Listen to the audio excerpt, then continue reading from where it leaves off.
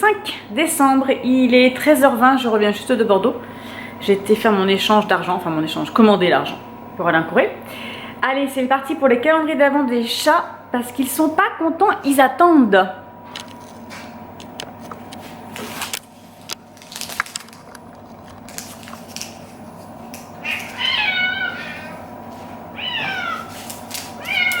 Alors, c'est pour qui ça? Il faut partager. Aujourd'hui, c'est un stick.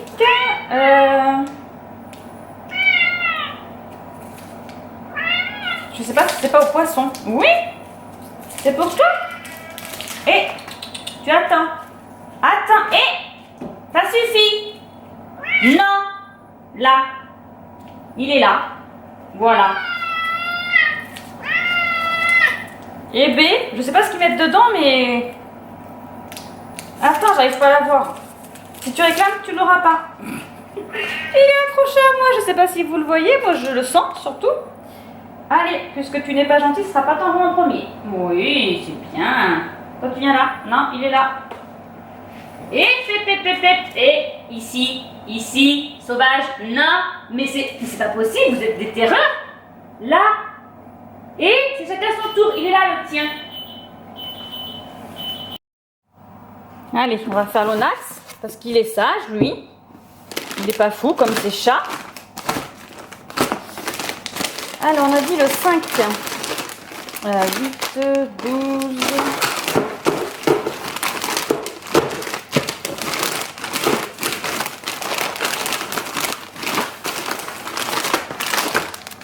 Ah, donc ça doit être dans un... Ça, c'est le 15. Et ça, je ne sais pas. Ça, c'est le 6, le 9, le 22, le 10. Alors, qu'est-ce que c'est le 5? Eh bien, d'accord, ok, ça ne me dit pas où c'est.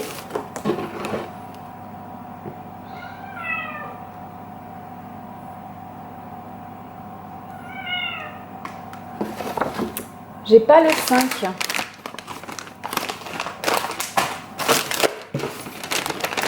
Le 21, le 20, hop, le 14, le 7 et le 19. Alors, j'ai pas le 5. Alors, j'ai tout recompté, hein, parce que je trouvais pas. Apparemment, ça serait ça, pardon, un petit boudin. Alors, il y a un boudin de poulet, c'est le... Bah non, parce qu'ils disent que c'est le 18, mais je comprends pas. Parce que j'en ai pas. Donc, je vais lui donner celui-ci. Voilà. Je vais le découper et je vais aller lui donner. T'es prêt, mon Lolo, pour ton calendrier? C'est un gros boudin, hein?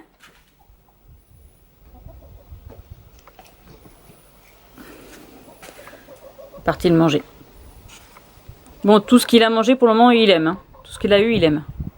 Regardez-moi les petites poulettes, si elles sont sorties là. Elles font le tour de la maison maintenant.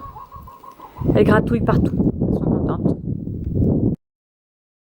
Alors, c'est parti pour mes calendriers à moi. Donc, le 5. Oh, c'est mini Kinder Bueno. Oui, mais c'est pas pour toi. C'est pour moi. Ah oui, j'insiste. Et la confiture bonne maman. Alors, j'ai déjà fait celui-là.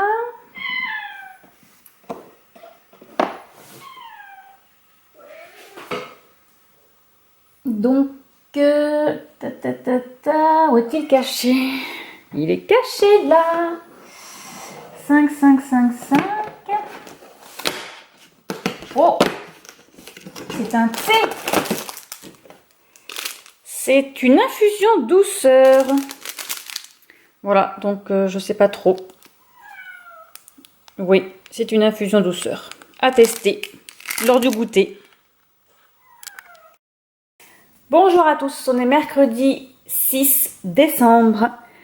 C'est l'ouverture du calendrier. Bon, je l'ai cassé, hein. Voilà, je l'ai cassé. Calendrier à 2. Il n'a pas duré longtemps avec Marilyn. Alors, encore des mini Bueno.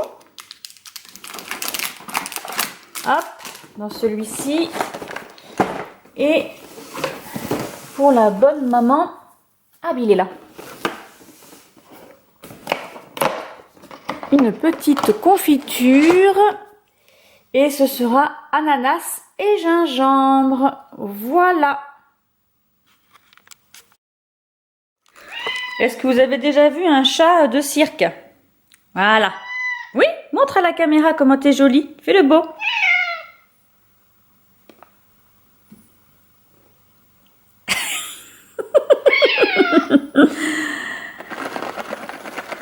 Allez, tiens. Hop. Ah, je vous donne comme ça maintenant parce qu'il me saute dessus sinon. Elle a encore un petit peu. Et après, on fera Lolo. Regardez-moi s'il est pas mignon.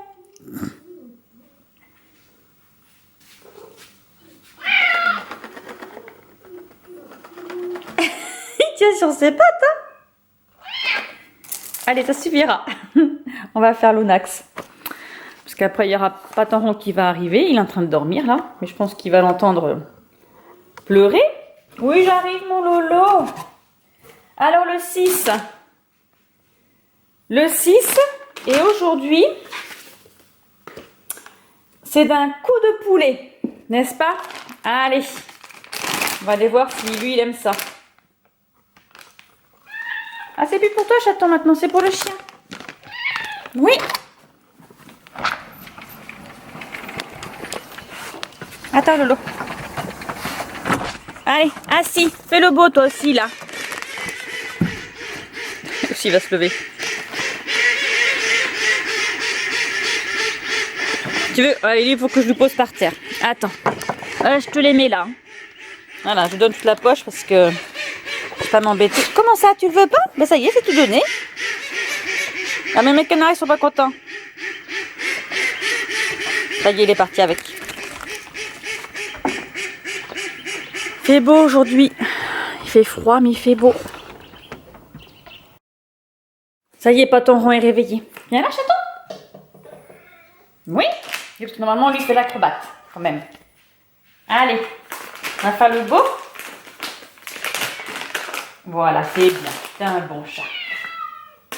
Oui, c'est bien. Un autre? Oh oui, bah dis donc. Et oui, c'était mes doigts, ça. Voilà, c'est bien. Il croque même pas. Un petit dernier. Et voilà, c'est fini. Et j'ai caché le petit chat parce que sinon, c'est le petit glouton, lui. Hein. Bon, j'ai enlevé ma petite toile de l'automne et j'ai pris celle de Noël. Donc, c'est ce modèle-là que j'avais acheté à Action il y a 2 ans, je crois. Normalement, elle est censée s'illuminer dans la nuit. Donc, on va voir, n'est-ce pas? Allez, c'est parti. Je vais faire ça un petit peu. J'ai allumé le chauffage dans... Attendez, je vais me poser d'abord. On va trouver une position.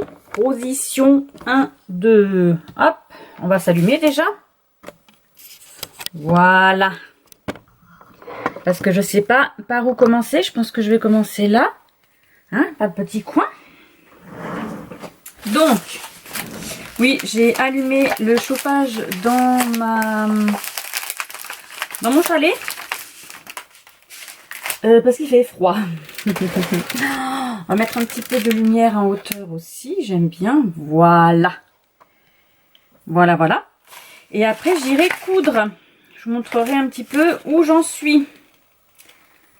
Donc, je ne sais pas comment ça fonctionne. Alors, qu'est-ce qu'on a dedans? Le petit kit. Mais j'ai déjà le mien qui est sorti là. Donc, on va utiliser cela. Voilà. Et dans les petits sachets. Alors, je vois que ce n'est pas des sachets refermables. Ce sont des ronds. Je crois que j'ai jamais fait de ronds. Alors, attendez. Désolée pour le bruit. J'ouvre. Ah, une petite araignée en même temps. Voilà. Pardon. La bâtisse. Voilà. J'ai vu qu'on avait des gros ronds. Ceux-là, je pense qu'ils vont ici, là. C'est pour aller sous le Père Noël. Voilà, des grosses perles. On va pas commencer par elle, Marilyn, on va pas tricher. On a des étoiles aussi. Ah, mais c'est bien ça. Et je pense que ceux-là, ce sont ceux qui brillent dans la nuit noire. Alors, comment je vais faire ça? Déjà, on va sortir un petit ciseau. Le truc, c'est que je voulais remettre dedans, moi. Parce que je voulais pas utiliser de petits pots. Vous savez, j'utilise des petits pots et je les mets dedans, sauf que là, ça sera pas les mêmes couleurs que les autres, vu que c'est pas des couleurs DMC. Ce sont des couleurs spécifiques et en plus, c'est des ronds. Alors, autant vous dire que j'en ai pas du tout. Mais il faut bien que je trouve une solution pour les remettre dedans. N'est-ce pas?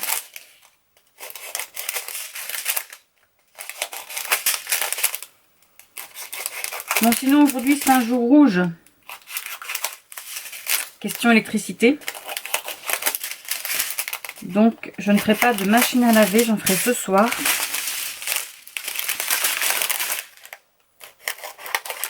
Et bon, après j'avais rien de spécifique à faire. Hein. J'avais mon lave-vaisselle. Je ferai cette nuit. Parce que ça coûtera quand même moins cher la nuit que le jour. J'ai mon chat qui est en train de jouer dans la bibliothèque. Je ne sais pas pourquoi. Le petit là. Je les ai filmés tout à l'heure, ils étaient en train de jouer. Je vous montrerai, je pense que je vous le mettrai dans la vidéo. Ils sont rigolos. Au début, Patron, il voulait pas du tout, il acceptait pas trop. Et maintenant, ben voilà, ils jouent ensemble. Ils s'amusent comme des frères qui sont. Alors, ça c'est le 2. On va commencer par le 1 parce que je vois qu'il y a du 1 là. Ah! Ah non, ok, d'accord, c'est que je dois avoir 2 sachets. Alors, attendez. Pourquoi il y a des 2? Non, ça n'a strictement rien à voir, Marilyn. Ça, c'est le 1, 310. Et bon, on va commencer par lui. Je pense que je vais aller quand même chercher une petite boîte. Je reviens.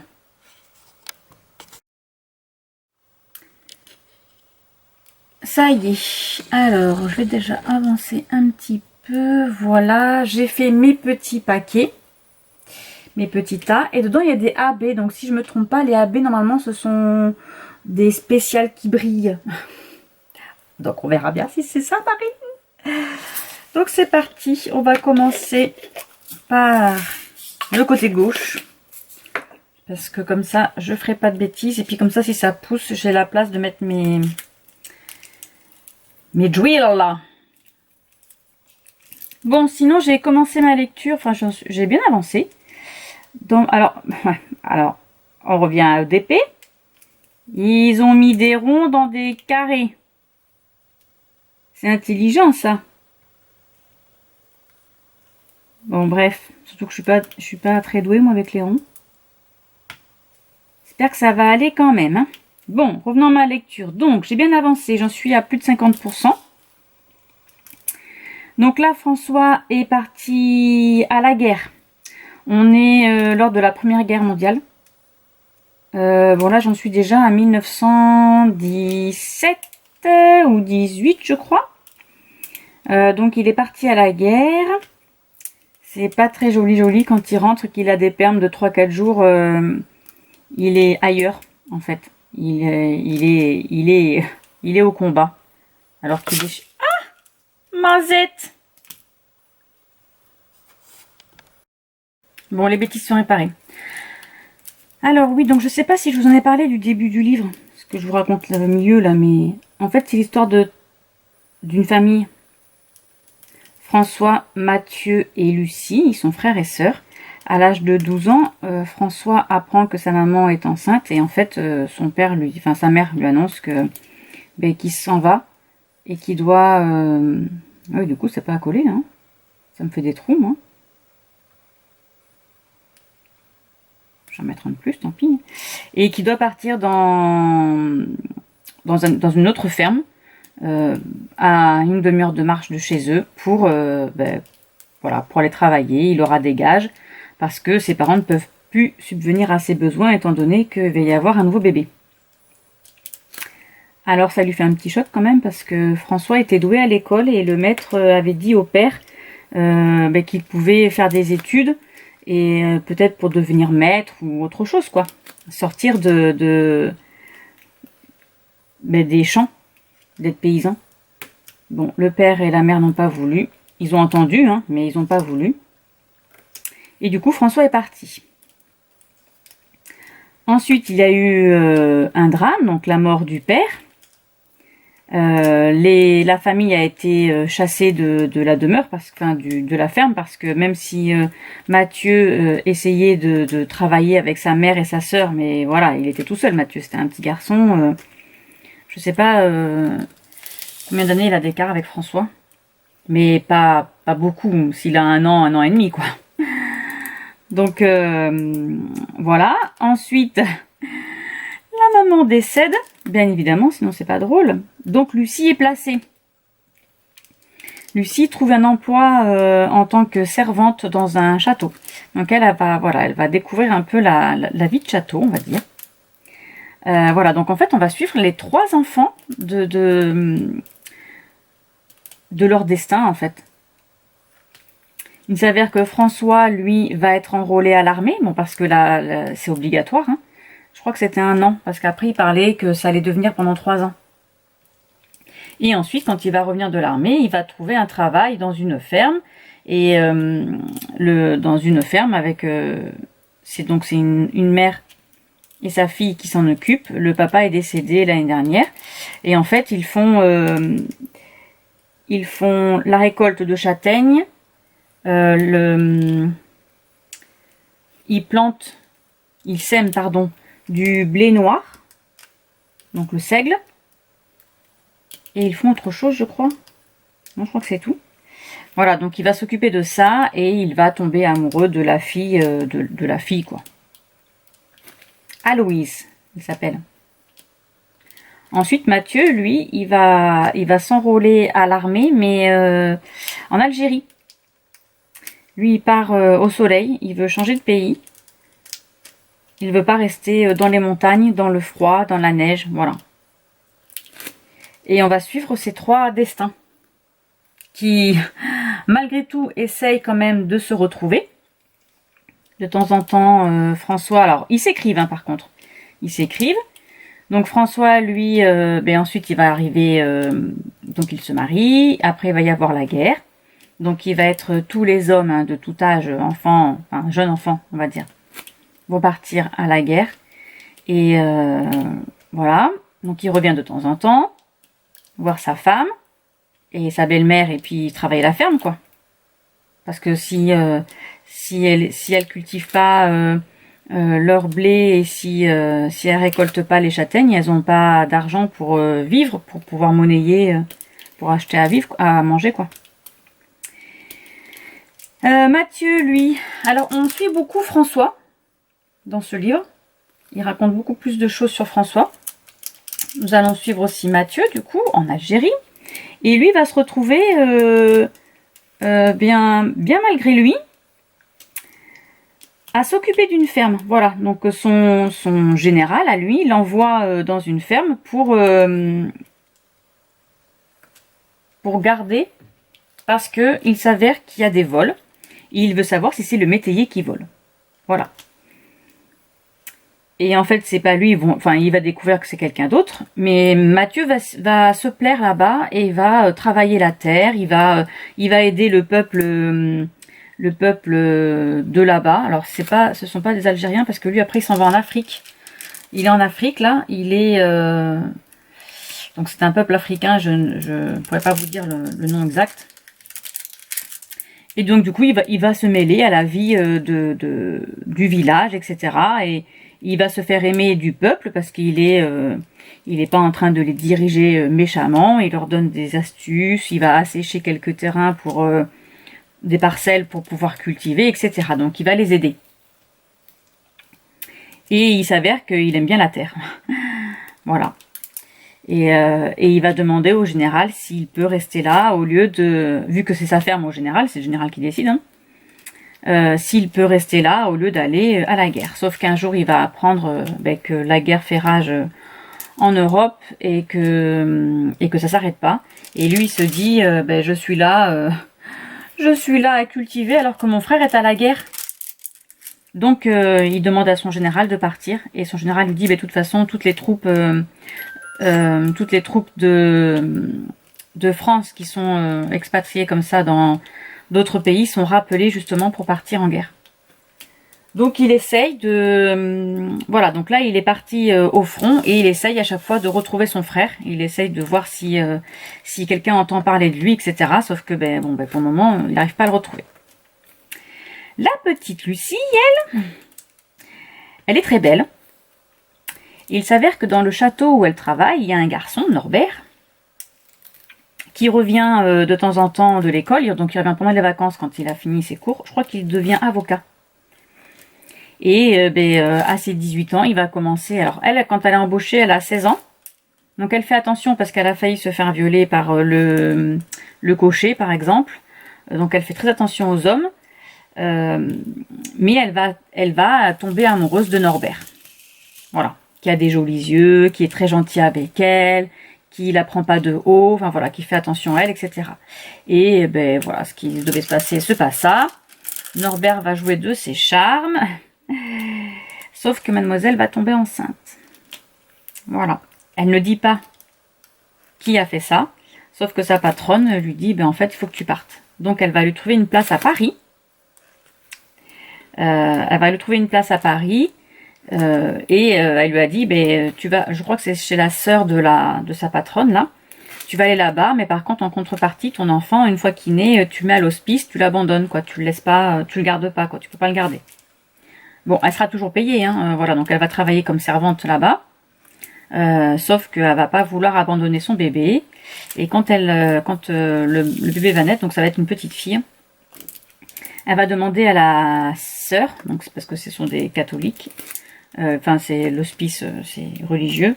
Elle va demander à la sœur si elle peut ne pas en parler, à savoir que le bébé est vivant et qu'elle le garde, et le placer chez une nourrice. Et elle, avec ses gages, elle va payer la nourrice pour qu'elle puisse quand même voir sa fille le week-end. Et ce qu'elle espère, elle, c'est que Norbert revienne et qu'il se marie, quoi. Voilà, qu'il trouve une solution pour l'aider. Sauf que la guerre entre en jeu aussi à Paris. Oui, parce que les riches, ils croyaient qu'on va aller vivre quand même vite château. Et donc, ils faisaient toujours des fêtes. Ils avaient le droit à des coupons supplémentaires parce qu'ils étaient copains avec certains généraux. Enfin, voilà. Donc, ils avaient des passe-droits. Sauf qu'à un moment donné, les passe-droits, il n'y en a plus pour personne. Ni pour les riches, ni pour les pauvres. Donc, elle doit partir. Sauf que le problème, c'est qu'elle doit récupérer sa fille parce que la nourrice ne peut plus la garder parce qu'elle est grande maintenant et qu'elle tète plus au sein, donc elle peut pas s'en occuper. Donc elle est obligée de trouver une nouvelle nourrice et en fait elle va trouver avec la cuisinière de là où elle est à Paris là, Monique. Elle va l'emmener chez sa sœur, chez sa maman. Et alors, par contre c'est un peu plus loin, ça a une demi-journée de train, je crois, quelques heures de train. Et du coup, elle va laisser sa fille là-bas. Avec les gens dans la ferme. Ils reviennent tous à la ferme. Donc voilà. J'aime beaucoup. Ça se lit hyper bien. Les chapitres sont un peu longs. Mais c'est très intéressant. J'aime beaucoup. Voilà, je connais pas trop la Première Guerre mondiale. J'ai pas trop de souvenirs. Donc là, ce qui est bien, c'est que c'est des histoires. Christian Signol, il prend des vies de famille qui raconte dans ses livres. Donc ce sont des histoires vraies. Et là, en fait, c'est des vraies recherches qu'il fait sur la guerre, etc. Donc ce qui s'est passé dans les tranchées. Donc voilà. Et les enfants, quand ils étaient dans la ferme, c'était en Auvergne. Entre l'Auvergne et le Cantal, là je suis plus où. Ah, mais c'est pas possible. Ils se jettent. Et je savais pas qu'on pouvait, je savais pas qu'il y avait des des bois de châtaignes. Et qu'on les récoltait, qu'on vivait de ça. Parce qu'en fait, l'hiver, eux, ils mangeaient que ça. Ils mangeaient patates, châtaignes chaudes, et ils faisaient des galettes, ils faisaient des crêpes de blé noir. Voilà, ils avaient même pas le blé... Ah, pardon. Ils avaient même pas le blé blanc, en fait, le blé, c'est vers chez nous. C'est pas là-bas. Donc voilà. Donc après, je continuerai ce livre-là. J'aime beaucoup. Bon, allez. Je vais finir ça. Ah, je suis collée. Et ensuite, eh ben, j'irai coudre un petit peu.